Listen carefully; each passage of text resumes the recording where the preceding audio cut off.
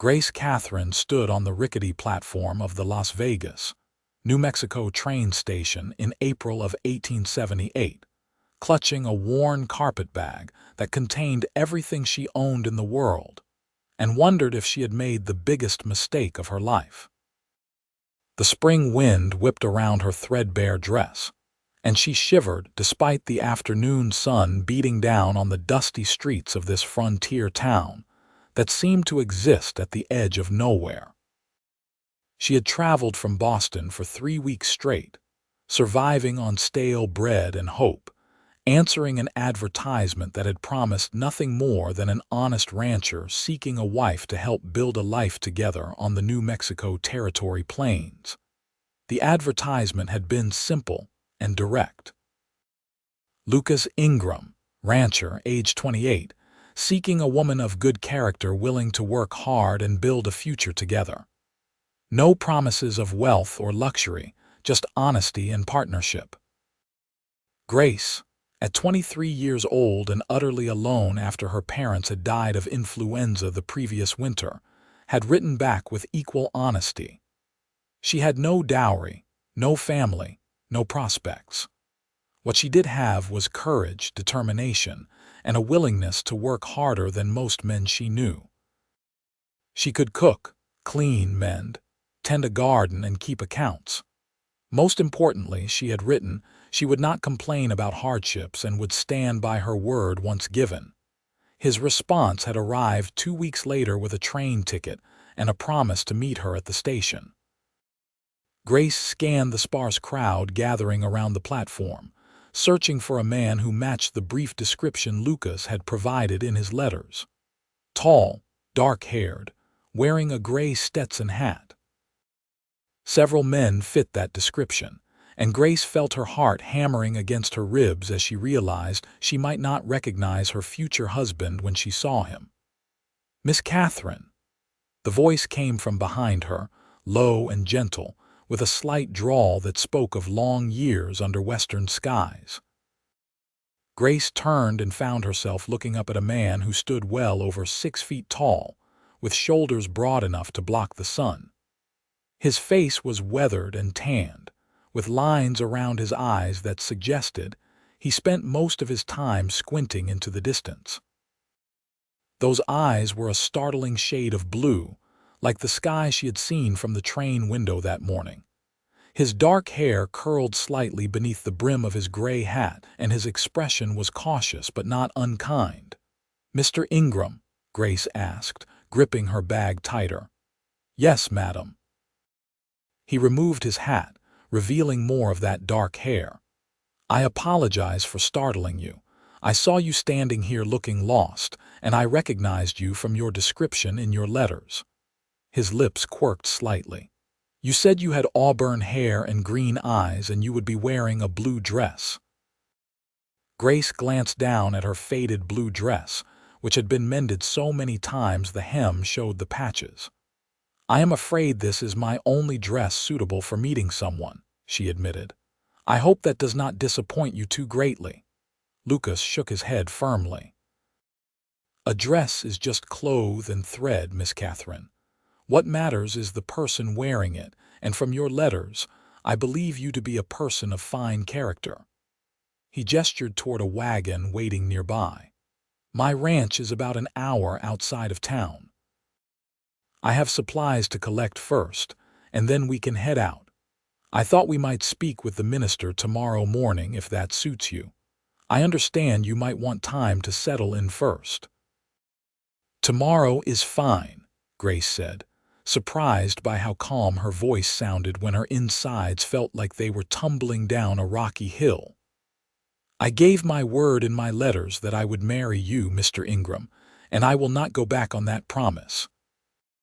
Something flickered in those blue eyes, an emotion Grace could not quite read. "I admire that," Lucas said slowly, "but I want you to know something right now before we go any further. If you find once we reach the ranch that this life is not what you want, or that I am not what you expected, I will give you money for a ticket back east. I will not hold you to your word if staying would make you miserable." Grace stared at him.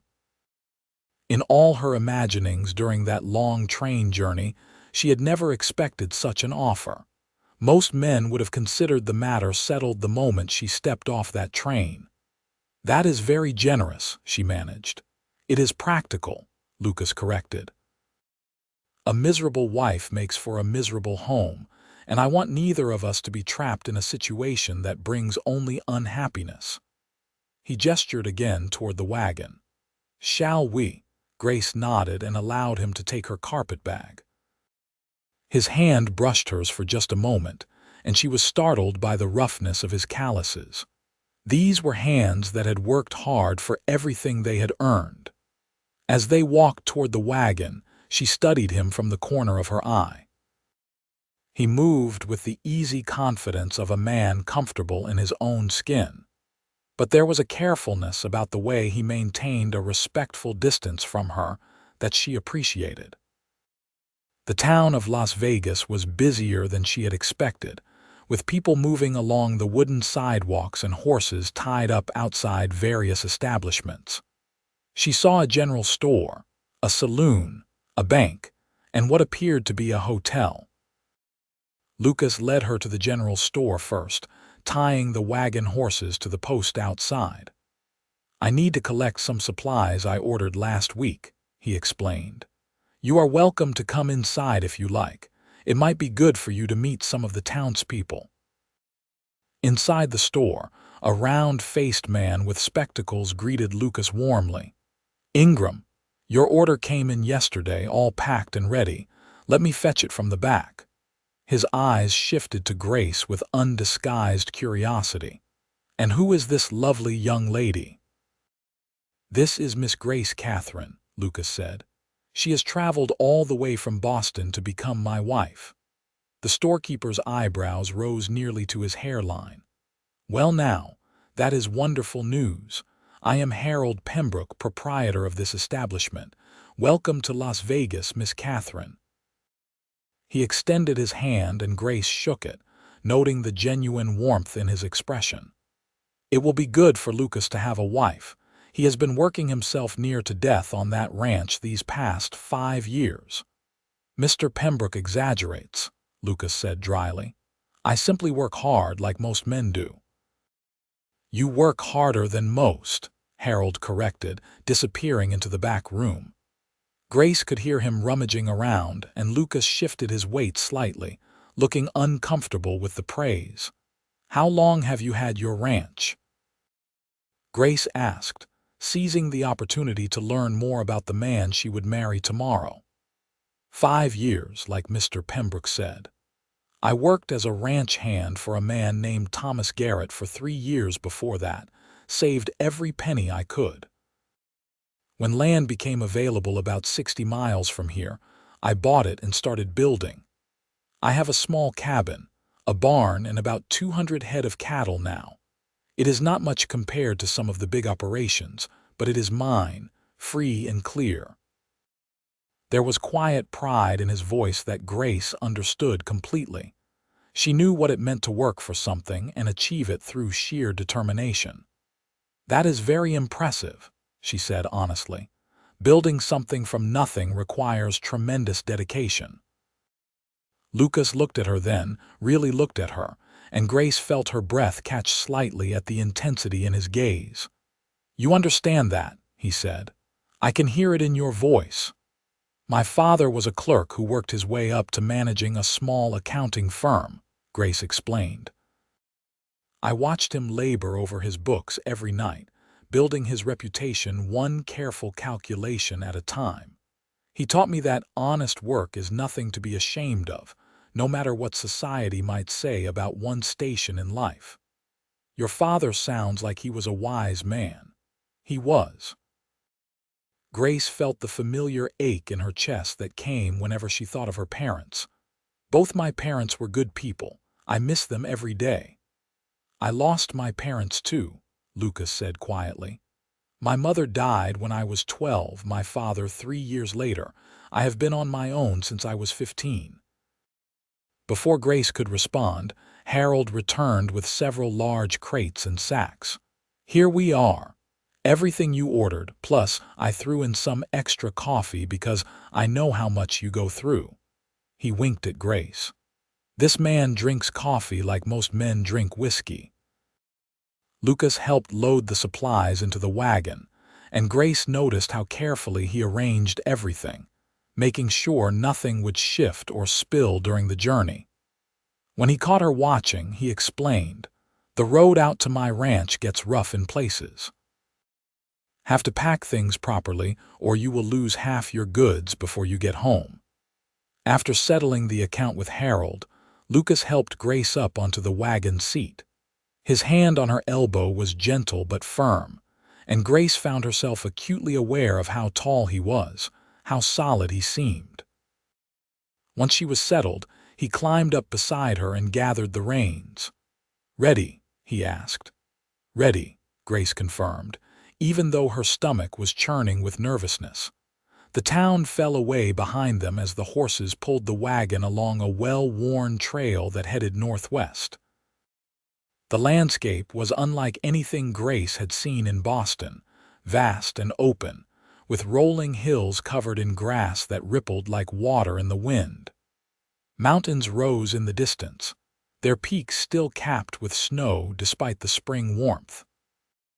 The sky seemed impossibly huge, stretching from horizon to horizon in an unbroken dome of brilliant blue. "It is beautiful," Grace breathed, unable to contain her wonder.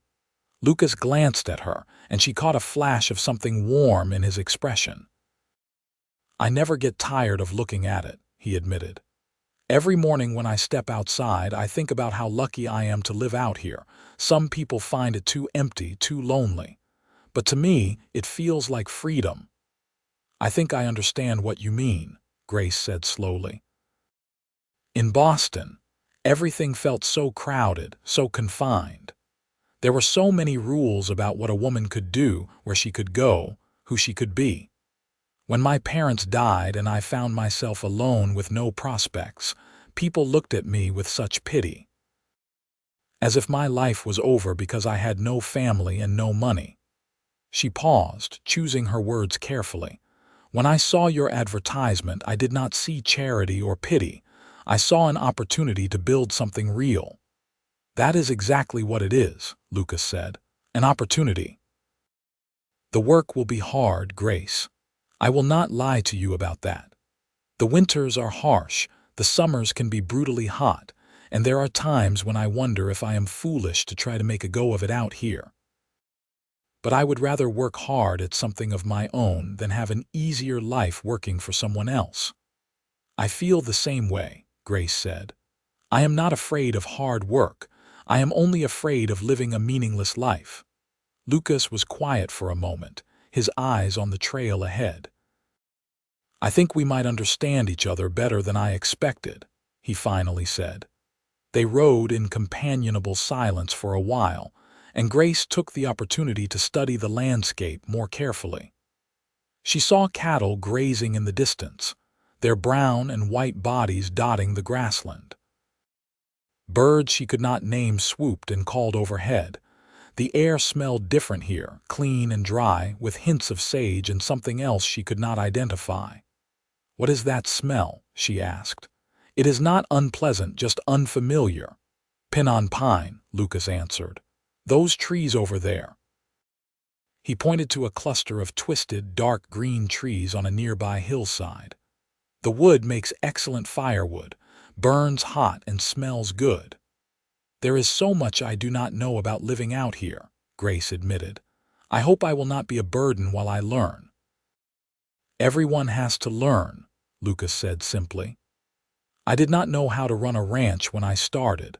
I made plenty of mistakes, lost cattle I should have saved, planted crops that failed. You learn by doing, and by asking questions when you do not know something. I will teach you what I can, and you will teach me what you know." "What could I possibly teach you?" Grace asked, genuinely curious. Lucas gestured toward the supplies in the back of the wagon. "I can cook beans and biscuits and not much else. I can mend a saddle but not a shirt. I can keep basic accounts, but my handwriting is barely legible. I am guessing you can do all those things better than I can." "I can," Grace confirmed. "My mother taught me to cook properly, and I took pride in keeping our household running smoothly. I also kept the books for my father's firm after he became ill. I have a good head for numbers." "Then we will be a good team," Lucas said. "That is what a marriage should be, I think. A partnership where both people contribute what they can." Grace felt something loosen in her chest, a knot of anxiety she had been carrying since leaving Boston. Lucas was not expecting her to be a decorative object or a servant. He was expecting her to be a partner, and that was something she knew how to do. The sun was beginning to lower in the sky when Lucas turned the wagon off the main trail onto a narrower path that wound between two low hills. "Almost there," he said. "My property starts at that fence line you can see ahead." Grace looked and saw a split-rail fence running along the base of the hills. Beyond it, the land opened up into a small valley with a creek running through the middle. She could see a cabin made of logs, a barn that looked newly built, and several fenced corrals. It was modest, certainly nothing grand, but it looked solid and well-maintained. "You built all of this yourself?" she asked. "Most of it. I had help raising the barn from some neighboring ranchers, and I hired a man to help with the cattle when I first started. But the cabin and corrals I did on my own." He pulled the wagon up in front of the cabin and set the brake. "It is not much, but it is weather-tight and comfortable enough." Grace climbed down from the wagon before Lucas could come around to help her, wanting to see her new home up close. The cabin was small, maybe 15 feet by 20 feet, with a solid wooden door and 2 glass windows. A stone chimney rose from one end, and a small covered porch provided shade in front. The wood had weathered to a silvery gray, but the construction looked sound. "The roof is shingled, so it does not leak," Lucas said, coming to stand beside her. "Inside there is a main room with the kitchen area and living space and a smaller bedroom off to the side. I also built a root cellar underneath for storing food." He hesitated. "I have been sleeping in the barn the past week, getting it ready for you." Grace turned to look at him. "Why would you sleep in the barn?" "I thought you might want some privacy, some time to adjust before we actually become husband and wife," Lucas said, his ears turning slightly red. "We are strangers, Grace, even if we exchanged letters. I did not want you to feel pressured." A wave of gratitude washed over Grace. She had been dreading this aspect of her decision, knowing that most men would expect their marital rights immediately. "Thank you," she said quietly. "That is very considerate. We will marry tomorrow like we planned," Lucas continued. "But after that we will take things as they come. When you are ready, you let me know. Until then, I am comfortable enough in the barn." Grace nodded, not trusting herself to speak. She had expected many things from this arrangement, but not kindness, not patience. She had steeled herself to endure, to survive, to make the best of a difficult situation. She had not expected to like Lucas Ingram, to respect him, to feel the first stirrings of something that might one day become more than simple partnership. "Let me show you inside," Lucas said, moving toward the door. "Then I will get these supplies unloaded and take care of the horses." The inside of the cabin was sparse but clean. The main room held a wood-burning stove, a table with 2 chairs, a few shelves with dishes and supplies, and a rocking chair near the fireplace. The bedroom contained a simple bed frame with a mattress, a small dresser, and pegs on the wall for hanging clothes. Everything was neat and orderly, and Grace could see signs of recent cleaning in the swept floor and dust-free surfaces. "I tried to tidy up," Lucas admitted. "I am not always the most organized person, but I wanted it to be nice for you." "It is perfect," Grace said, and she meant it. This was a home built by someone who valued function and practicality, someone who took care of what they had. Thank you for preparing it for me." Lucas ducked his head, looking pleased but embarrassed. "I will get those supplies unloaded. Feel free to look around, make yourself comfortable. There is water in the bucket by the stove if you want to wash up from the journey." After he left, Grace took a moment to simply breathe and take in her new reality. This was her home now. That tall, quiet man outside was going to be her husband. The life she had known in Boston was gone forever, and this strange new existence was beginning. She found her carpet bag sitting on the bed and began unpacking her meager belongings. 3 dresses, all worn but clean, undergarments and stockings, a brush and comb, a small Bible that had belonged to her mother, a tintype photograph of her parents, a few letters from friends who had promised to write but probably never would. She arranged everything carefully in the dresser, making the space her own. Through the window, she could see Lucas unloading the wagon with quick, efficient movements. He worked steadily, carrying heavy sacks as if they weighed nothing, stacking crates in what she assumed was the barn. When he finished, he unhitched the horses and led them into the barn, and Grace realized she had been watching him for several minutes without meaning to. She shook her head and turned back to the task of settling in. There was fresh bread in the kitchen area, along with butter, jam, and what looked like smoked meat. Lucas had clearly stocked up in preparation for her arrival. Grace felt another wave of appreciation for his thoughtfulness. When Lucas came back inside a half-hour later, Grace had set the table and put together a simple meal from the supplies she found. "I hope you do not mind," she said. "I thought we should eat before it gets too dark." "Mind? This is wonderful." Lucas removed his hat and hung it on a peg by the door. "I have been living on campfire cooking for so long, I almost forgot what a proper meal looks like." They sat down together, and Grace was struck by the strangeness of the moment. Yesterday she had been alone on a train, uncertain and afraid. Now she was sitting at a table with a man who was essentially a stranger, about to share a meal in what would be her home.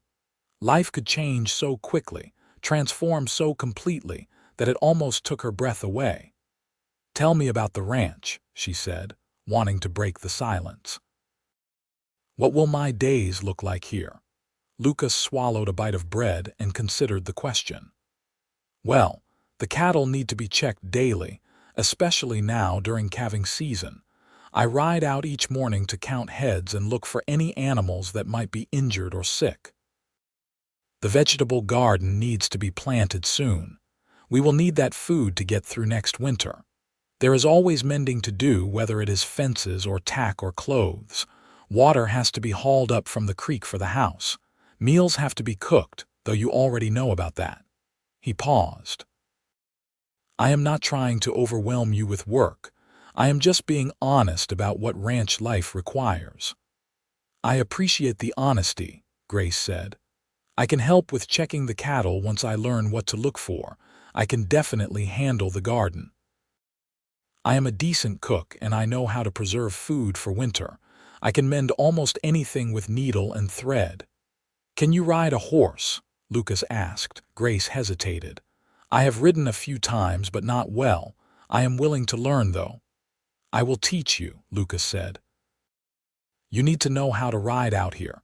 Distances are too far to walk everywhere." He looked thoughtful. "I have a mare that is gentle enough for a beginner. Her name is Rosie, and she is patient with people who do not know what they are doing." They continued talking through the meal, and Grace found herself relaxing inch by inch. Lucas was easy to talk to, asking questions that showed genuine interest in her answers. He wanted to know about Boston, about her life there, about the things she had enjoyed. In turn, he told her about his years as a ranch hand, about the decision to strike out on his own, about the hard first year when he nearly lost everything to a harsh winter. "Why did you decide you wanted a wife now?" Grace asked as they finished eating. "You seem to have managed on your own for 5 years. Lucas was quiet for a moment, his fingers tracing patterns on the wooden table. "I was lonely," he finally admitted. "I would work all day and come back here at night and realize I had not spoken to another person in days. I would eat a terrible meal I cooked myself and sit in that chair wondering if this was all my life was going to be. Just work and silence and going to sleep to do it all again the next day." He looked up at her, his blue eyes serious. "I want to build something lasting, Grace. Not just a successful ranch, but a real home. A family, if we are blessed with children. A partnership with someone who wants the same things I do. I put that advertisement in the paper not because I needed a housekeeper, but because I needed a reason to work this hard. Someone to share the good days and the bad days with." Grace felt her throat tighten with emotion. "That is why I answered your advertisement," she said softly. "I could have found work in Boston, probably, as a seamstress or a maid. But I would have been alone, working for someone else, living in a tiny room somewhere with nothing of my own. I wanted a chance to build something real too, even if it meant risking everything on a man I had never met." "Then we both took the same risk," Lucas said. "I suppose that is a start." After they cleaned up from dinner, Lucas stood and retrieved his hat. "I should let you rest. I imagine you are exhausted from all that travel. I will be in the barn if you need anything. There is a bell on the porch you can ring if there is an emergency. Where will you sleep?" Grace asked, feeling guilty about taking his bed. "I have a bedroll and plenty of hay," Lucas said with a slight smile. "I have slept in worse places, believe me. You take the bed. That is yours now." After he left, Grace prepared for bed in the quiet cabin, washing with the cold water and changing into her nightgown. The bed was more comfortable than she expected, the mattress filled with something soft that might have been cotton or wool. She lay in the darkness, listening to unfamiliar sounds. Crickets chirping, the wind rustling through grass, the distant call of some night bird. In Boston, she had heard carriage wheels and voices and the constant background noise of thousands of people living close together. This silence was both peaceful and unsettling. She thought about Lucas sleeping in the barn and felt a strange mix of gratitude and confusion. He had every right to claim his marital privileges the moment they were married, yet he was giving her time and space. Part of her wondered if he found her unappealing, but she dismissed that thought. He had looked at her with appreciation when he thought she was not watching. No, this was genuine consideration, and she was not sure how to respond to it. Tomorrow they would be married. Tomorrow her life would change again, becoming something permanent and irrevocable. Grace pressed her hand over her rapidly beating heart and told herself that everything would work out. She had chosen this path with her eyes open. She had courage enough to see it through. The next morning, Grace woke to sunlight streaming through the window and the smell of coffee brewing. She dressed quickly in her best dress, which was not much better than the one she had worn yesterday, and emerged from the bedroom to find Lucas standing by the stove. "Good morning," he said. "I hope you slept well." "I did, thank you." Grace moved to help with breakfast, and they fell into an easy rhythm, working side by side to prepare eggs and biscuits. Lucas had apparently collected eggs from chickens Grace had not even noticed the day before, and she made a mental note to ask about them later. "I was thinking we could ride into town this morning and speak with the minister," Lucas said as they ate. "I already arranged for him to be available today. After the ceremony, I need to stop by the land office to file some paperwork, and then we can head back here. Unless you need anything else from town." "No, I have everything I need," Grace said. Then she paused. "Actually, I would like to post a letter to some friends in Boston letting them know I arrived safely. Of course, we can stop by the post office." Lucas looked at her across the table, his expression serious. "Grace, before we do this, I want to make sure you are certain. This will be a legal marriage, binding in every way. If you have any doubts, any hesitation at all, now is the time to say so." Grace met his gaze steadily. "I have no doubts. I came here to marry you and I intend to keep my word. Do you have doubts?" "None," Lucas said firmly. "I just wanted to give you one last chance to change your mind." "My mind is made up." The ride back to Las Vegas felt different from the ride the day before. Then, Grace had been nervous and uncertain about the future. Now she felt a strange sense of calm purpose. Whatever happened, she was moving forward, not looking back. The minister was a kindly older man named Reverend James Sullivan, who greeted them warmly in the small church on the edge of town. "Lucas, good to see you, and this must be your bride." "This is Grace Katherine," Lucas said. "Grace, this is Reverend Sullivan. He has been the minister here for about 10 years. Pleased to meet you, my dear." The Reverend shook her hand. "Now, I understand you only just arrived yesterday, so you two are not well acquainted. I like to speak with couples before I marry them, to make sure they understand the commitment they are making. Do you have a few minutes?" They spent the next half hour talking with Reverend Sullivan about marriage, commitment, and the challenges they would face building a life together. The Reverend was practical rather than preachy, offering advice based on his years of experience counseling frontier couples. "The most important thing," he told them, "is honesty and communication. Life out here is hard enough without adding misunderstandings and resentment to the mix. Talk to each other. Tell each other the truth, even when it is difficult, and remember that you are a team now. You succeed or fail together." Finally, they stood before the simple altar and spoke their vows. Grace's hands trembled slightly as Lucas took them in his, but her voice was steady as she promised to love, honor, and cherish him. Lucas's voice was deep and sure as he made the same promises to her. The Reverend pronounced them husband and wife, and Lucas leaned down to brush a gentle kiss across Grace's lips. It was her first kiss, chaste and brief, but Grace felt it all the way down to her toes. When Lucas pulled back, his ears were red again, but his eyes were warm. "Congratulations," Reverend Sullivan said. "May you have many years of happiness together." They signed the marriage certificate, and Lucas paid the Reverend his fee. As they walked out of the church into the bright morning sunlight, Grace realized she was now Grace Ingram, a married woman, tied to this man and this place for the rest of her life. "How do you feel?" Lucas asked as he helped her into the wagon. "Strange," Grace admitted, "but not unhappy."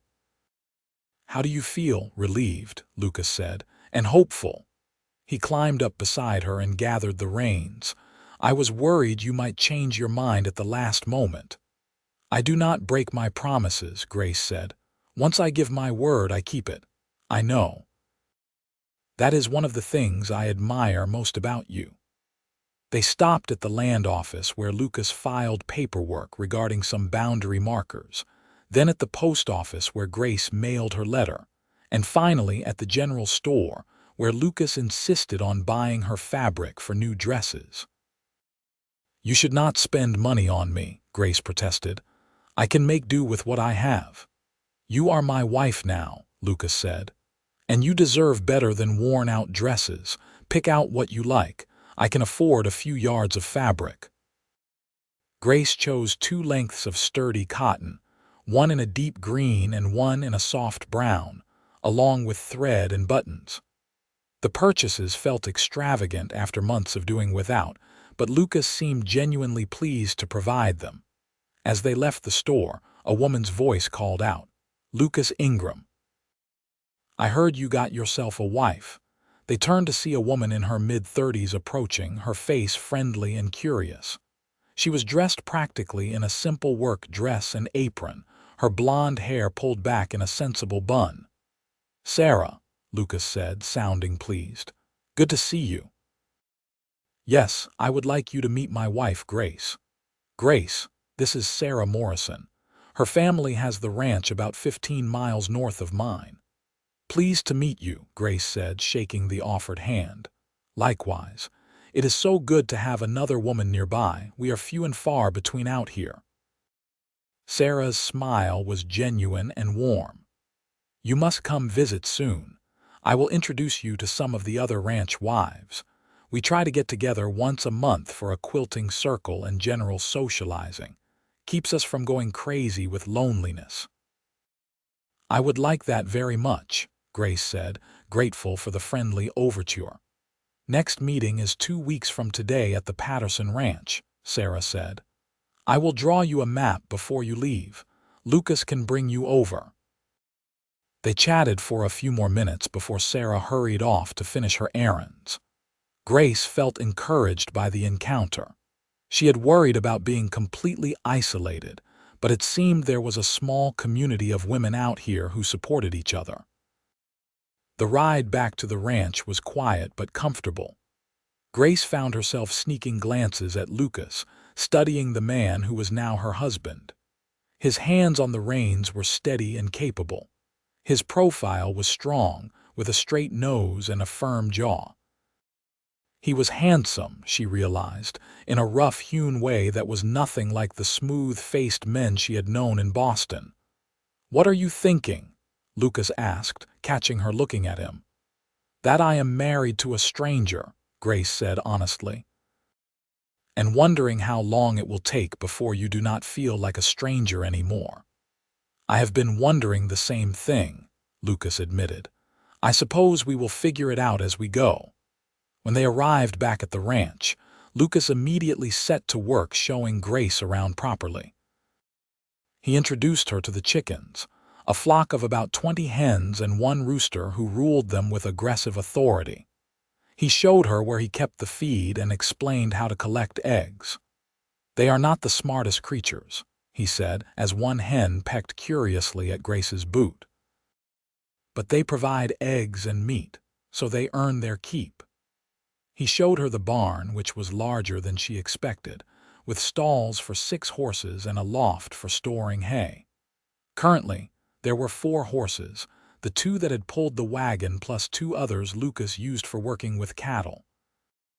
The gentle mare Rosie was a pretty chestnut with a white blaze down her face. "I will start teaching you to ride tomorrow," Lucas said. "For today, I thought you might want to rest and get more settled in." "I would rather work," Grace said. "I am not used to sitting idle and I would like to learn what needs to be done." Lucas looked pleased.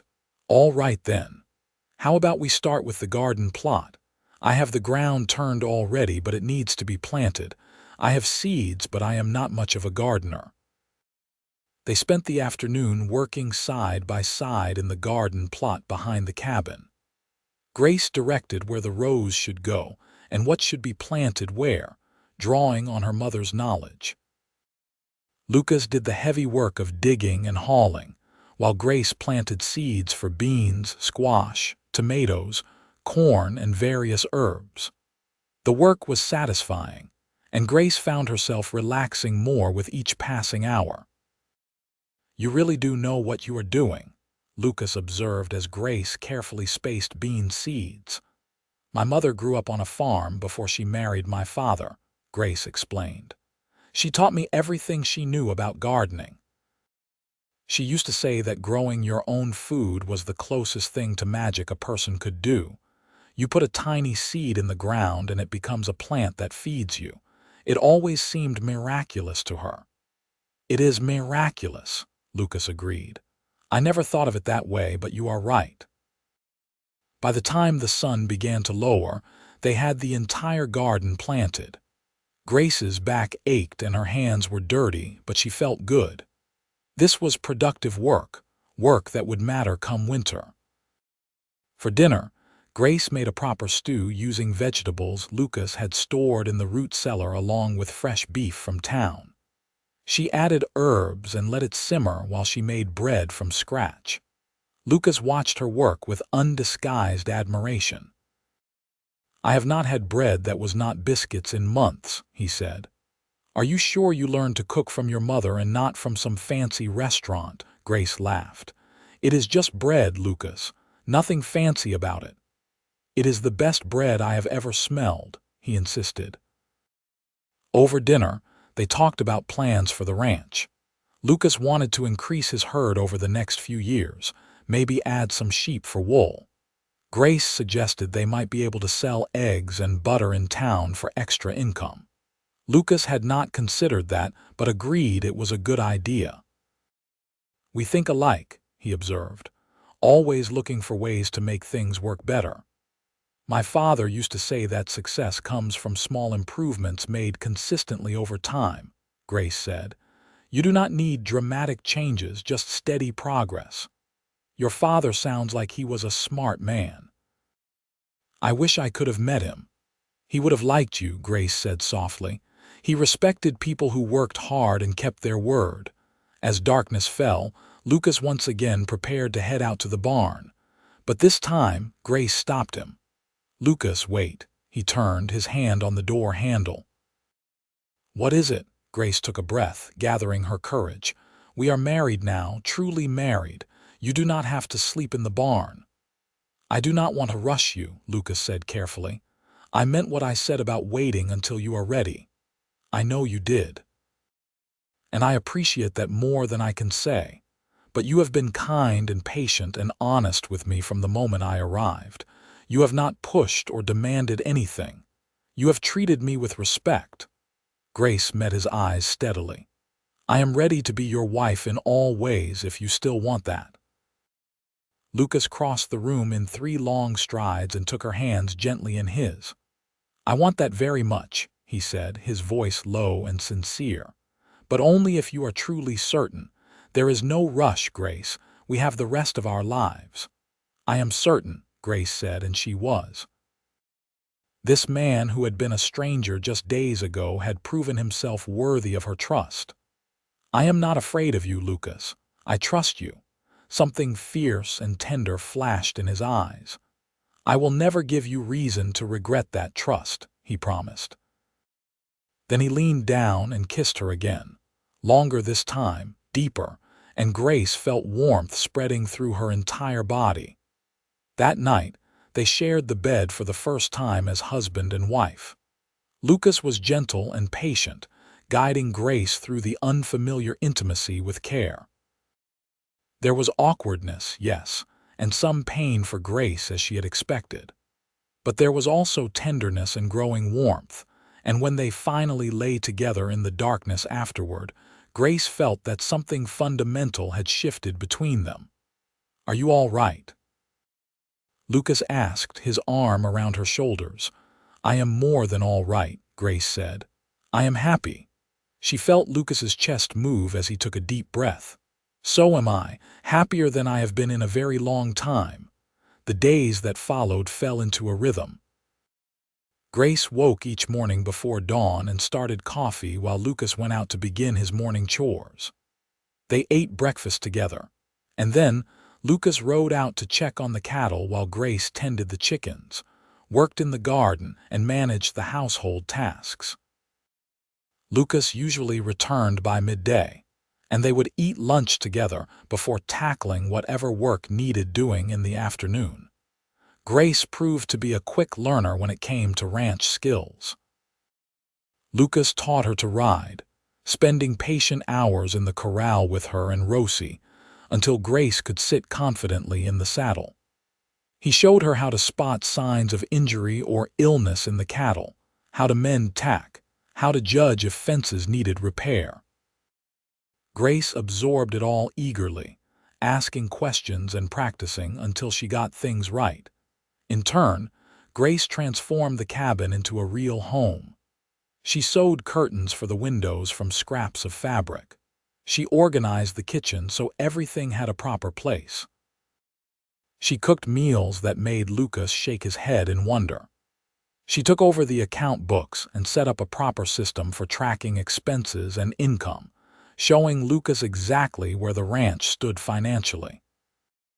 "We are doing better than I realized," Lucas said one evening, looking over Grace's neat columns of figures. If we have a good year, we might be able to afford to build an addition onto the cabin." "What kind of addition?" Grace asked. "Maybe another bedroom," Lucas said, glancing at her sideways. "For when children come." Grace felt her cheeks warm. They had been married for 3 weeks now, and she was fairly certain she was not yet with child, but the possibility hung between them like a promise. "That would be wonderful," she said softly. 2 weeks after the wedding, Lucas drove Grace to the quilting circle at the Patterson Ranch. Grace was nervous about meeting the other women, but she need not have worried. Sarah Morrison was there, along with 4 other women who welcomed Grace warmly. "We are so glad you are here," said Emma Patterson, the hostess. She was a cheerful woman in her early 40s with work-roughened hands and a ready smile. "New people are always exciting news out here." The other women introduced themselves. There was Mary Jenkins, young and newly married like Grace. Clara Howard, older and wiser with 6 children at home. And Ruth Bailey, a widow in her 50s who had continued running her late husband's ranch with help from her grown sons. They spent the afternoon working on a quilt while sharing stories and advice. Grace learned about which plants grew best in the New Mexico climate, how to preserve meat for the winter, and where to find the doctor when needed. She also heard the gossip about various neighbors, delivered with humor rather than malice. "How are you settling in with Lucas?" Sarah asked. "He is a good man, but he can be quiet.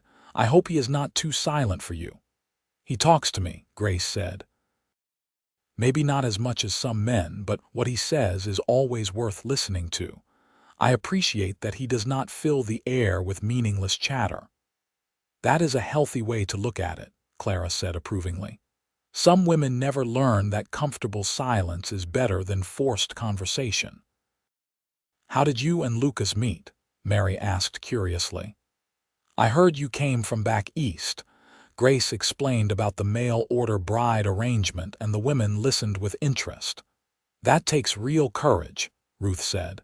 "Leaving everything you knew to come out here to marry a stranger."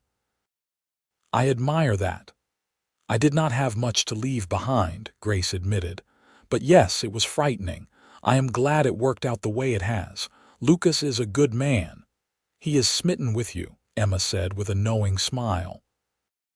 "I saw him in town last week, and he could not stop talking about how you reorganized his whole barn and set up a proper system for everything. He was so proud, like a little boy showing off a prize." Grace felt warmth spreading through her chest. "He said that, he did. And the way his face lit up when he talked about you coming to live with him.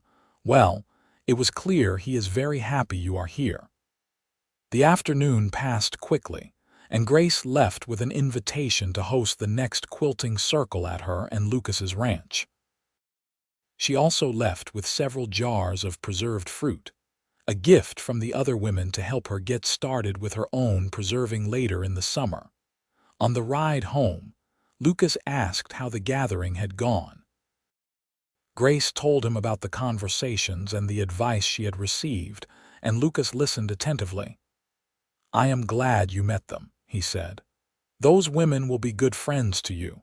Life out here can be isolating, especially for women. It is important to have people you can rely on."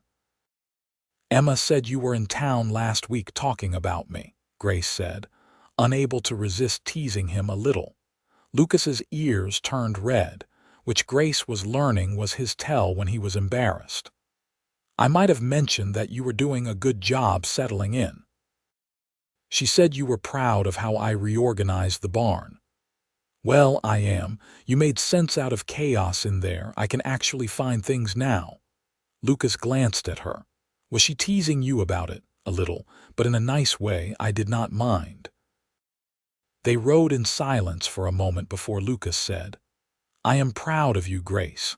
Not just for organizing the barn, but for everything. You came out here not knowing what to expect, and you have not complained once. You work hard every day, you are learning everything I teach you, and you have made our cabin into a real home. I could not ask for a better wife. Grace felt her eyes sting with sudden tears. That is one of the kindest things anyone has ever said to me. It is the truth. Lucas reached over and took her hand, squeezing gently. I know we married for practical reasons, Grace, but I want you to know that I am grateful every day that you answered my advertisement. You are making me happier than I knew I could be. You are making me happy too, Grace said softly. I was so afraid when I came here. Afraid you would be cruel or indifferent, or that I would not be able to handle the work. But you have been nothing but kind and patient. And I love the work, Lucas. I love building this life with you. Lucas lifted her hand to his lips and kissed her knuckles gently. Courage and love will build our future together, he said. You brought the courage. Maybe we are starting to build the love. Maybe we are, Grace agreed, her heart full. As spring turned to summer, Grace and Lucas settled into their partnership with increasing comfort. The garden flourished under Grace's care, and soon they had fresh vegetables to enjoy with their meals. Grace learned to ride well enough that she could accompany Lucas on his daily cattle checks, and she discovered she had a good eye for spotting problems in the herd. One morning in early June, they were riding together across the northern pasture when Grace spotted a cow standing apart from the others, clearly in distress. Lucas, look at that one, she said, pointing. Lucas immediately changed direction, riding over to investigate. The cow was trying to give birth but was having trouble. Lucas dismounted quickly and assessed the situation. The calf is breech, he said grimly. I am going to have to help her. Grace, I need you to hold her steady while I work. Grace had watched animals give birth before, but she had never assisted. Still, she did not hesitate. She dismounted and went to the cow's head, speaking soothingly while Lucas worked to turn the calf. It was difficult and messy work, and Grace's arms ached from holding the struggling cow, but finally Lucas managed to deliver a healthy bull calf. We did it, he said, breathing hard. Good work, Grace. You did not panic. Is the calf going to be all right? Should be. The mother, too. Lucas wiped his hands on the grass and stood. That is the reality of ranching. Sometimes things go wrong and you have to get your hands dirty fixing them. I do not mind, Grace said. I would rather be useful than protected from unpleasant realities. Lucas looked at her with something like awe in his eyes. Most women would have been upset by that. I am not most women, Grace said simply. That night, as they lay in bed together, Lucas pulled Grace close and kissed the top of her head. I am falling in love with you, he said quietly. I did not expect that to happen so fast, but I am. Grace felt her breath catch. They had been dancing around deeper feelings for weeks now, but neither had voiced them directly until this moment.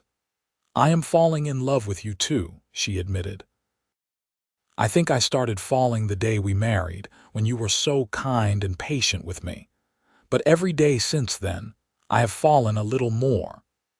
Lucas tipped her chin up so he could see her face in the moonlight coming through the window. I never believed I would find someone who understood me the way you do.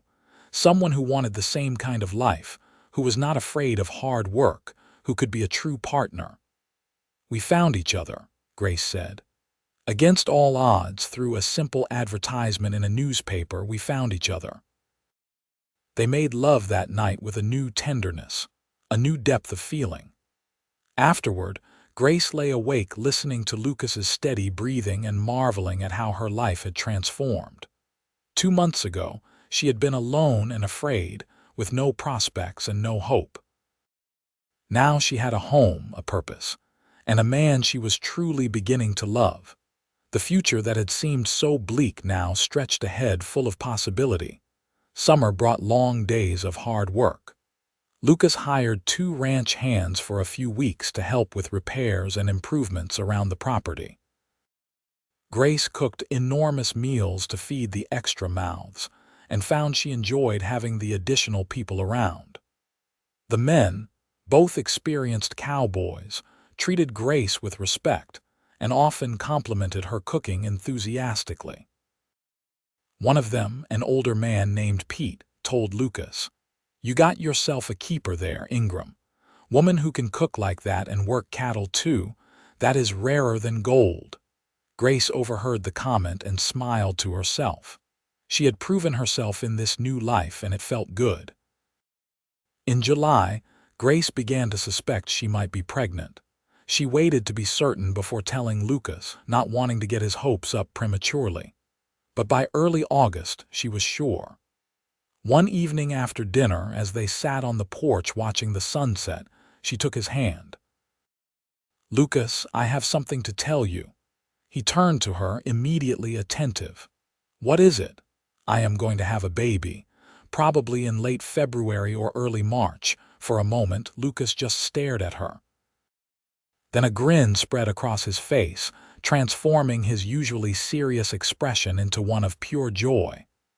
"Truly, you are certain?" "I am certain." Lucas pulled her into his arms, holding her tightly. "This is wonderful news, the best news." He pulled back to look at her, his hands gentle on her shoulders.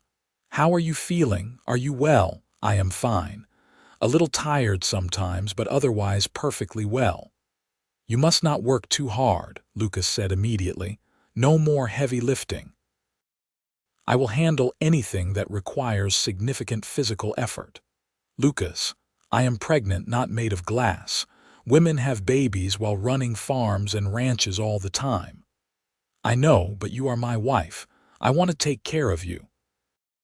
Grace was touched by his concern, even as she knew she would not let him baby her too much. "We will take care of each other," she said, "like we always do." Lucas placed his hand gently on her still flat stomach. "Our child," he said wonderingly. "We are going to be parents." "Are you ready for that?" "I do not know if anyone is ever truly ready," Lucas admitted. "But I want this. I want to build a family with you, Grace. I want children who grow up knowing they are loved and valued. I want to teach them about this land and this life. I want them to have what I did not have after my parents died, a stable home with parents who love them and each other." "That is what I want too," Grace said softly. "I want our children to have the security I lost when my parents died. I want them to know they belong somewhere, that they have roots and family." They sat together on the porch as darkness fell, talking about their hopes and dreams for their coming child. Lucas wanted to teach his sons to ride and rope and understand the land. Grace wanted to teach her daughters to read and cook and stand up for themselves. They both wanted their children to be strong and kind and capable. "Whether it is a boy or a girl, they will know they are loved," Lucas said firmly. "That is the most important thing." As summer faded into fall, Grace continued to work alongside Lucas, though she did allow him to take over some of the heavier tasks. Her belly began to swell, and she had to let out her dresses. The other ranch wives made a fuss over her at the quilting circles, offering advice and hand-me-down baby clothes and warnings about the challenges of new motherhood. "The first few weeks are exhausting," Emma told her. "But then you find your rhythm and it gets easier." "Make sure Lucas helps with the baby," Sarah advised. "Men like to think baby care is women's work, but that is nonsense. He can change a diaper as well as you can." Grace promised to make sure Lucas did his share, though she suspected he would want to help without being prompted. He was already showing signs of being an involved father, building a cradle in his spare time, and asking endless questions about what they would need for the baby. In October, Lucas began building the addition to the cabin as he had promised. With help from some of the neighboring ranchers, he constructed a proper bedroom that would give them more space once the baby arrived. Grace was touched by the generosity of their neighbors, men who gave up their time to help Lucas with the project. "That is how things work out here," Ruth explained when Grace mentioned it at a quilting circle. "We help each other because we have to. The land is too hard, life is too difficult to make it alone. So when someone needs help, the rest of us pitch in. And when we need help in return, they do the same. Grace had learned that lesson well over the past months. She and Lucas had helped the Jenkins family when their barn roof was damaged in a storm. The Pattersons had loaned them a wagon when theirs broke down. The Morrisons had given them advice about winter preparations. This network of neighbors and friends was as valuable as any resource the ranch produced. As winter approached, Grace and Lucas worked to prepare. They butchered and preserved meat, stored vegetables in the root cellar, gathered firewood, and made sure the barn and cabin were weathertight. Grace canned fruits and vegetables, filling shelf after shelf with jars that would feed them through the cold months ahead. "You have done an amazing job," Lucas told her one evening as they surveyed the full shelves in the root cellar. "We will eat well this winter thanks to your hard work." "We will eat well thanks to both our hard work," Grace corrected. "I could not have done any of this without you hunting the meat and helping with the heavy work." "We make a good team," Lucas agreed. Grace was 7 months pregnant now, her belly large and round. Lucas had become almost comically protective, insisting she rest more and work less. Grace found his concern endearing even when it was excessive. One snowy evening in December, they sat by the fire after dinner, Grace knitting tiny baby clothes while Lucas carved a small wooden horse as a toy for their child. "What should we name the baby?" Grace asked. "We have not really discussed it." Lucas considered the question. "For a boy, I would like to name him Thomas, after the man who taught me ranching and gave me my first real chance." "What do you think?" "I like that," Grace said. "It is a strong name." "For a girl, I was thinking of Margaret after my mother. We could call her Maggie." "Margaret Ingram," Lucas tested the name. "I like it. We have a plan then. Thomas for a boy, Margaret for a girl." Grace felt the baby kick hard against her ribs and smiled. "I think the baby likes those names too." As Christmas approached, Grace insisted on doing something special despite Lucas's protests that she should rest. She baked cookies and bread, made a special meal, and even fashioned simple decorations from pine branches and ribbons. On Christmas morning, she gave Lucas a new shirt she had sewn, and he gave her a beautiful shawl he had bought on a trip to town. "It is not much," he said as she wrapped it around her shoulders. "It is perfect," Grace assured him. "This whole year has been perfect, Lucas. Last Christmas I was alone and frightened, not knowing if I would survive the winter. This Christmas I have a husband I love, a home I cherish, and a baby on the way. I could not ask for more." Lucas pulled her close, careful of her pregnant belly. "I love you, Grace. More than I knew it was possible to love another person. You have given me everything I wanted and things I did not even know I needed." "I love you too," Grace said. "Thank you for taking a chance on a stranger from Boston who brought nothing but courage." "You brought everything that matters," Lucas said. "You brought hope and determination and love. You brought yourself, and that was enough." January and February brought bitter cold and heavy snow. Grace was grateful for the warm cabin and full pantry as winter storms raged outside. Lucas rarely left the immediate area of the ranch, staying close to home as Grace's due date approached. He seemed to grow more nervous with each passing day, constantly asking if she was feeling all right, if there was anything she needed. "Lucas, women have been having babies since the beginning of time," Grace told him gently. "I will be fine." "I just worry," Lucas admitted. "Childbirth can be dangerous. I could not bear it if something happened to you." "Nothing is going to happen to me," Grace said with more confidence than she felt. She knew the risks as well as he did, but there was no point in dwelling on them. "I am healthy and strong, and when the time comes, we will send for the doctor and everything will be fine." In late February, Grace's pains began in the middle of the night. She woke Lucas, who immediately started preparing to ride for the doctor. The nearest doctor was in Las Vegas, a journey that would take Lucas at least 2 hours in good weather, longer in the snow that had fallen the night before. "Go quickly," Grace told him, trying not to show how frightened she was. "But be careful. I need you to come back safely." "I will be back as fast as I can," Lucas promised. He kissed her fiercely and then was gone, riding out into the cold darkness. Grace moved through the cabin, gathering the supplies she would need. She had been through this before when helping neighbor women, though never as the one giving birth. The pains were still far apart, so she had time. She heated water, laid out clean linens, and tried to stay calm. The hours crept by slowly. The pains grew stronger and closer together.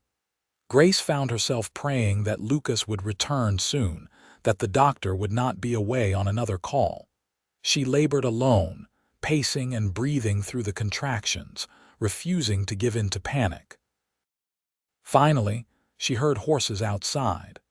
Lucas burst through the door with Dr. Henry Fletcher, a capable-looking man in his 50s who immediately took charge.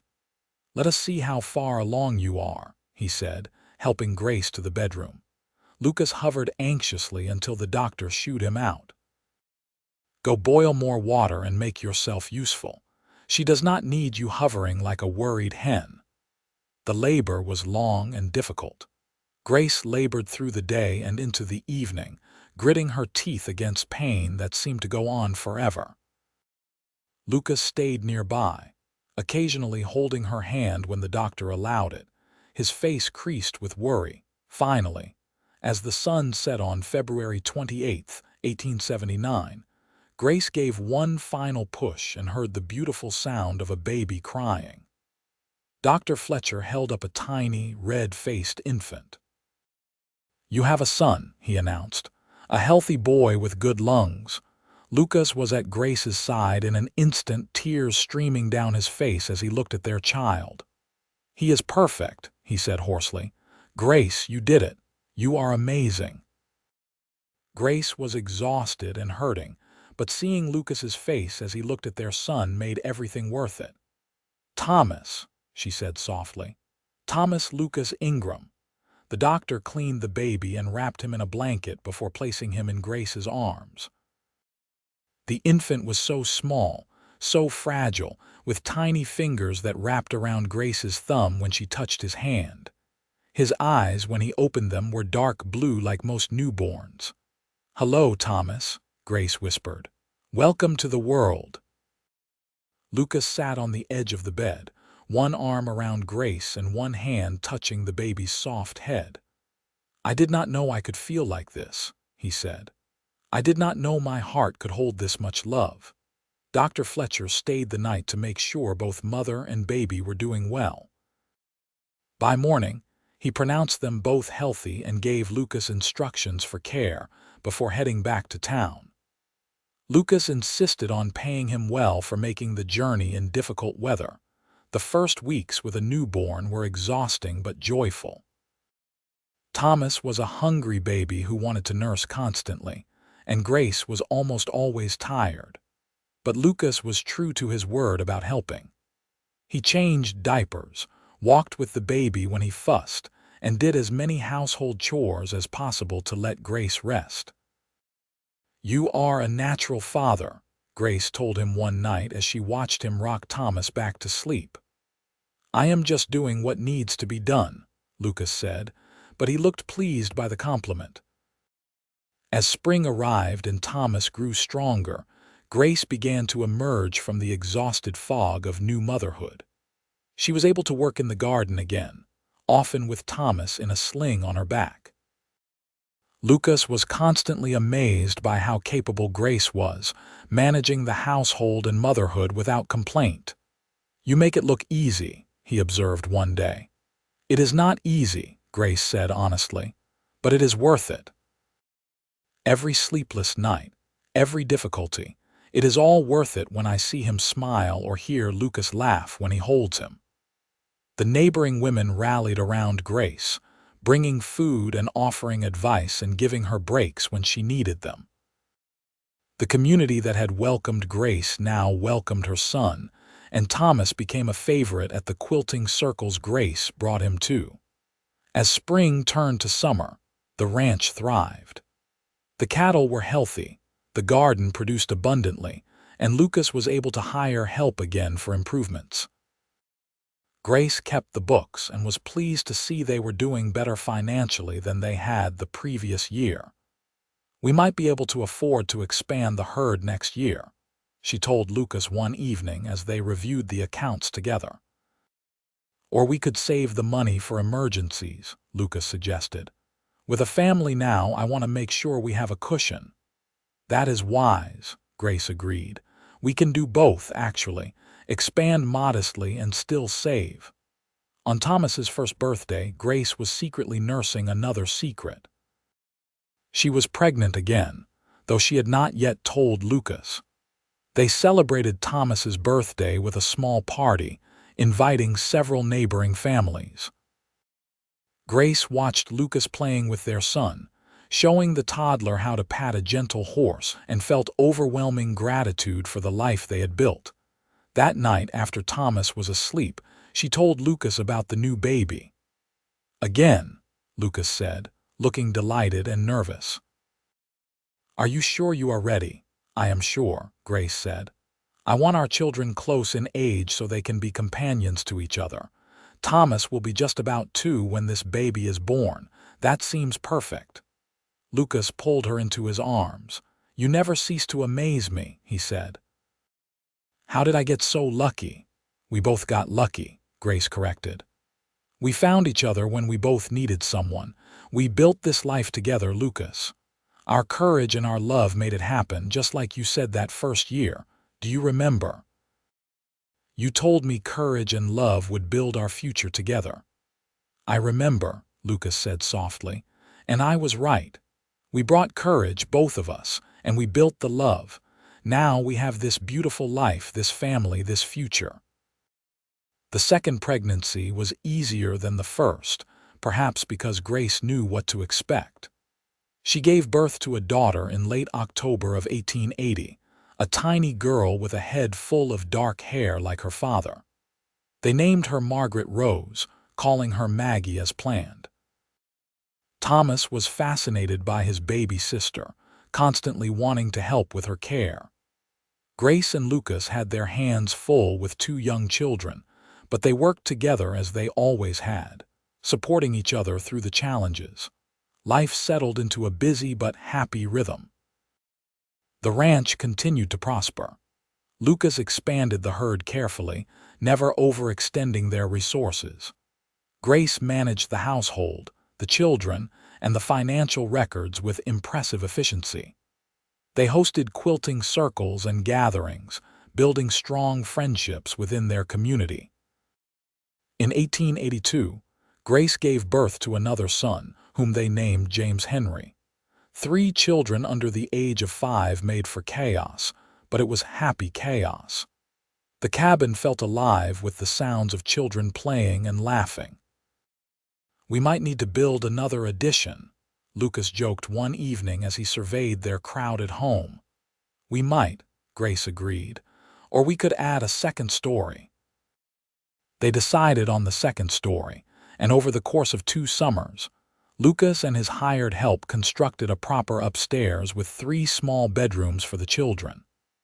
The original bedroom became Grace and Lucas's private space, a luxury they both appreciated. As the years passed, the children grew. Thomas became a serious boy who loved working with his father on the ranch. Maggie was curious and spirited, always asking questions and exploring. James was the sweetest of the 3, with a gentle nature that reminded Grace of her own father. In 1886, Grace and Lucas celebrated their 8th anniversary. That evening, after the children were asleep, they sat on the porch as they often did, watching the stars come out over the New Mexico landscape. "You ever regret it?" Lucas asked. "Leaving Boston, marrying a stranger taking such a risk. Never, Grace said firmly. Not for a single moment. This life we have built together is everything I could have wanted and more. I have a husband I love deeply, 3 beautiful children, a home, a purpose. What could I possibly regret? I think about that day you stepped off the train sometimes, Lucas said. How nervous you looked, how brave you were. I was so worried you would take one look at me and want to run back to Boston. I was terrified, Grace admitted, but I was also determined. And you made it so much easier than I feared. You were kind from the very beginning. You brought out the best in me, Lucas said. Before you came, I was just existing, working hard but not really living. You gave me a reason to work hard, a purpose beyond just survival. You gave me love and family and a real home. Grace reached over and took his hand, their fingers intertwining in the familiar gesture. We gave those things to each other, she said. That is what makes this marriage work so well. We are true partners. As their children grew older, Grace and Lucas faced new challenges. Thomas, at age 10, was increasingly capable of helping with ranch work. Grace taught Maggie to read and write, and the little girl devoured every book Grace could get her hands on. James, at 6, was learning his letters and helping with garden work. In 1888, a severe drought threatened the ranch and the entire region. The grass turned brown, water sources dwindled, and Lucas had to make difficult decisions about the herd. Grace supported him through every choice, helping him calculate which cattle to sell and which to keep, working to stretch their stored food supplies, finding ways to economize without depriving the children. We will get through this, she told Lucas during one particularly difficult evening. We have weathered storms before. Not like this, Lucas said, his face haggard with worry. If this drought continues through next year, we could lose everything. Then we will start again, Grace said firmly. We did it before, we can do it again, but I do not believe it will come to that. We are smart and we are careful. We will find a way. Her faith in him, in them, gave Lucas the strength to keep going. They sold part of the herd to ranchers in regions less affected by drought. They cut expenses to the bone. They prayed for rain and worked harder than ever. The rains finally came in the spring of 1889, gentle at first and then in torrents. The grass greened up, the creek flowed strong again, and the ranch began to recover. It took time, but by the fall of 1890 they were back on solid footing. We made it, Lucas said one evening, looking over Grace's account books. I did not think we would, but we did. I never doubted we would, Grace said. We are survivors, Lucas, both of us. We do not give up. In 1891, Thomas turned 13 and announced he wanted to go to school in Las Vegas during the winter months. Grace and Lucas discussed the idea seriously. They had been teaching the children at home, but they recognized that Thomas might benefit from more formal education. If Thomas goes, Maggie will want to go too, Grace pointed out. She is even more interested in books and learning than he is. They arranged for Thomas and Maggie to board with the Patterson family during the school term, coming home on weekends. It was hard to have the older children gone so much, but Grace could see how much they were learning and growing. James remained at home, still too young for the arrangement, and he became Grace's constant companion. She taught him everything she knew about cooking and gardening and household management, not caring that people thought those were unsuitable subjects for a boy.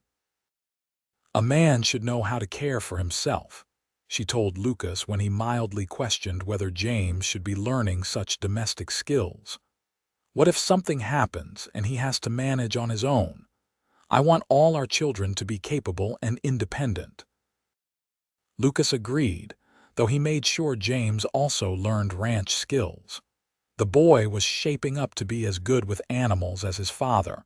The years continued to pass. Thomas graduated from school and came home to work the ranch full-time.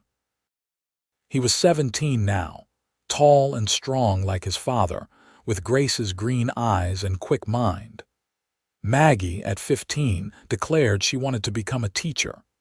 Grace and Lucas supported her ambition, arranging for her to attend a teaching college in Santa Fe. "I want her to have choices," Grace told Lucas. "I want her to know she can be more than just someone's wife if she chooses." "She got that independent spirit from you," Lucas observed. "Thomas is steady like me, James is gentle like your father, but Maggie is pure Grace Katherine Ingram." In 1896, Thomas met a young woman named Elizabeth Carlson at a church social. She was the daughter of a rancher from the next county over, practical and hardworking, with a ready smile and a sensible outlook. Thomas was smitten. Grace watched her eldest son court Elizabeth with the same serious determination he applied to everything, and she saw echoes of her own story. Here was a young man trying to build something lasting with a woman he was coming to love. Thomas and Elizabeth married in the spring of 1897. They built a small house on a corner of Lucas and Grace's ranch, starting their own herd with help from both families. Grace welcomed Elizabeth warmly, teaching her daughter-in-law the skills she would need and treating her like the daughter she was becoming. A year later, Grace became a grandmother when Elizabeth gave birth to a daughter. Holding her granddaughter for the first time, Grace felt the circle of life completing. She had come to this land nearly 20 years ago with nothing but courage, and now she had a family that spanned generations. Lucas, watching Grace with their grandchild, felt his heart swell. "We built something lasting," he said quietly, "something that will continue after we are gone." "We did," Grace agreed. "Our courage and our love built all of this, just like you promised that first year." Maggie completed her teaching training and returned to Las Vegas to teach at the local school. She boarded in town during the week, but came home on weekends, full of stories about her students. At 21, she was confident and capable, everything Grace had hoped she would become. James, at 17, was still working the ranch with his father.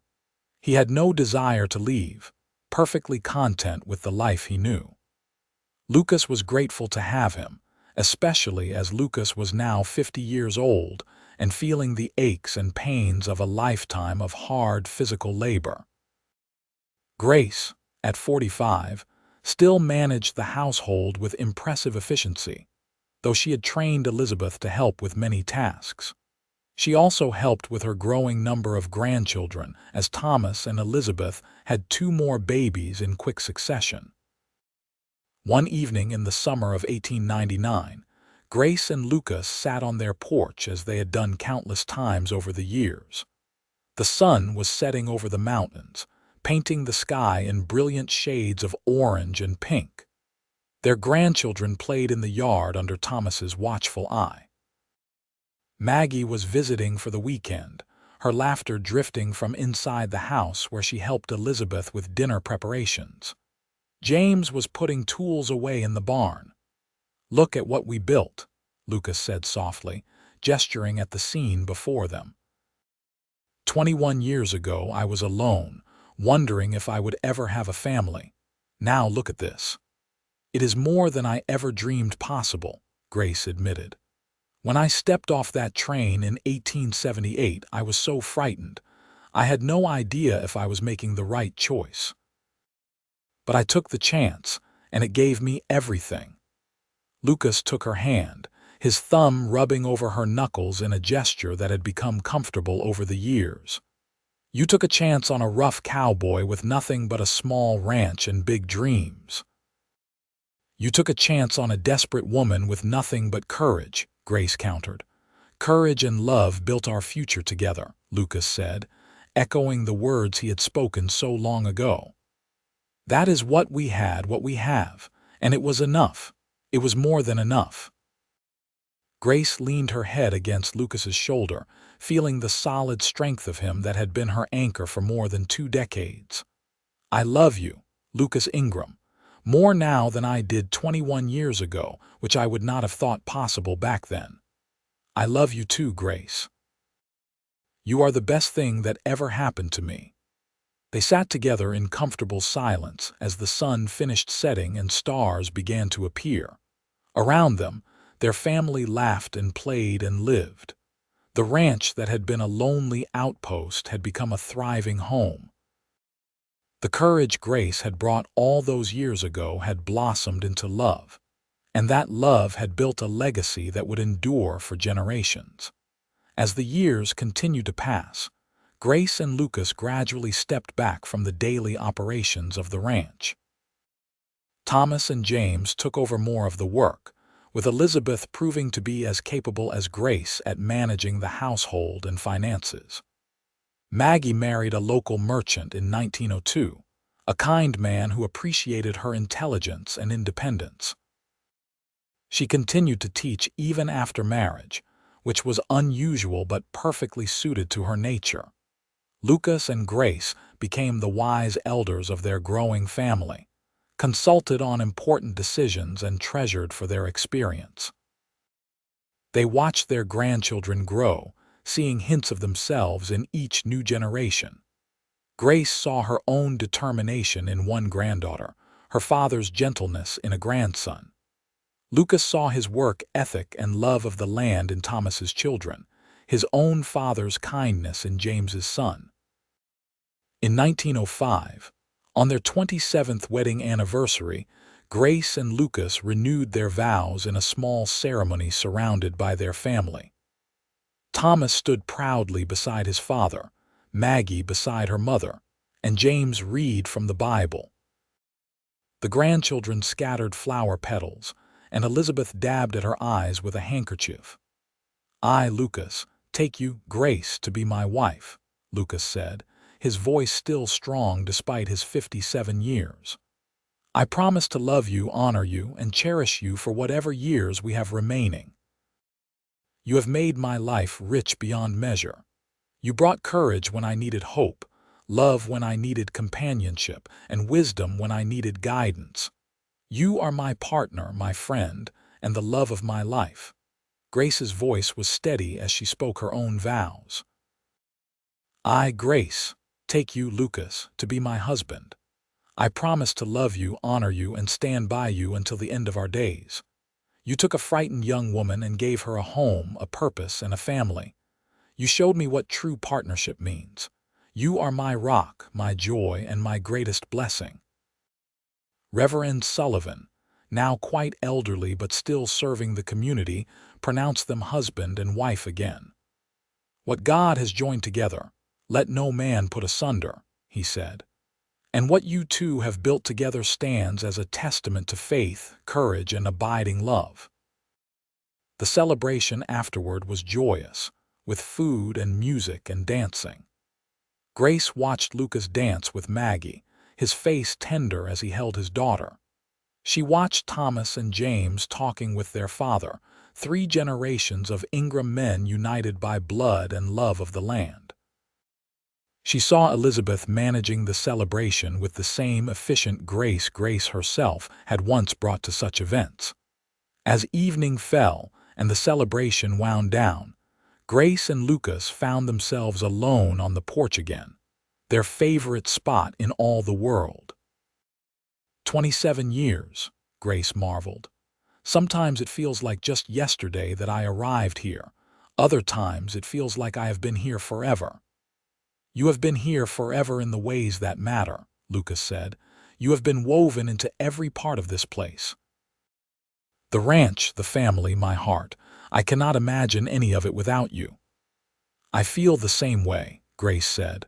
"This land, this life, it is as much a part of me now as Boston ever was. More, really. This is where I became who I was meant to be." As they sat together under the stars, Grace reflected on the journey that had brought her here. The courage it had taken to leave everything familiar and travel into the unknown. The faith required to marry a stranger and trust that it would work out. The determination needed to build a life from scratch in a harsh and unforgiving land. But more than courage and determination, it had been love that had sustained them. Love that grew slowly from respect and partnership into something deep and abiding. Love that weathered droughts and hardships and the everyday challenges of building a life together. Love that created family and home and legacy. Lucas seemed to be thinking similar thoughts. "I told you once that courage and love would build our future together," he said. "But I had no idea how true that would be. We built more than I ever imagined possible." "We built it together," Grace said. "That was always the key. We were partners from the beginning, both bringing our strengths to the endeavor. Neither of us could have done it alone." "I would not have wanted to do it alone," Lucas said. "Everything is better because I got to share it with you." The moon rose full and bright, casting silver light over the ranch. In the distance, cattle lowed softly. A coyote called from the hills. The wind rustled through the grass with a sound like whispered secrets. It was the music of the land Grace had come to love, the soundtrack of the life she had built. Grace and Lucas sat together on their porch, hands clasped, hearts full. Behind them, the house they had built sheltered their children and grandchildren. Around them, the ranch they had created from hard work and determination spread across the land. Above them, the vast New Mexico sky held more stars than could ever be counted. "I am grateful," Grace said softly. "For all of it. The hard times and the good times, the struggles and the triumphs. All of it brought us here to this moment, to this life we built together." "So am I," Lucas said. "You answered my advertisement with courage. I offered you a partnership. Together we found love. And from courage and love, we built a future that will last long after we are gone." They sat in comfortable silence as the night deepened around them. Two people who had taken a chance on each other and discovered that sometimes courage and love are all you need to build something lasting. Their story had begun with a simple advertisement and a desperate hope, but it had become so much more.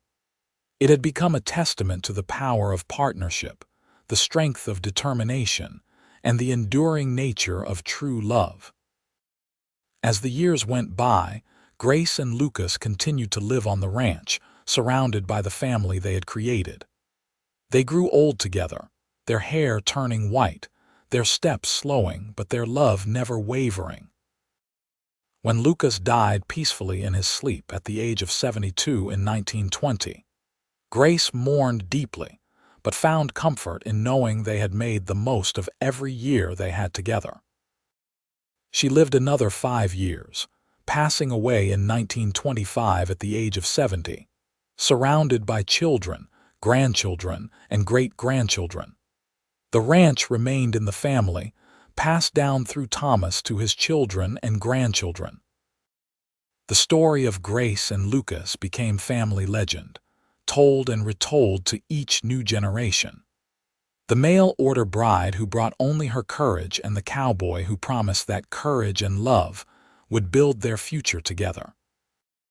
Two people who had taken a leap of faith and discovered that sometimes the greatest rewards come from the biggest risks.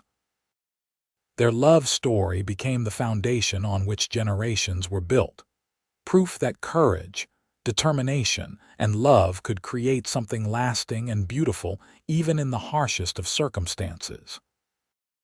And on quiet evenings, when the family gathered on that same porch Grace and Lucas had loved so much, they could almost feel the presence of those two brave souls who had started it all, their love still woven into every board and beam of the home they had built together.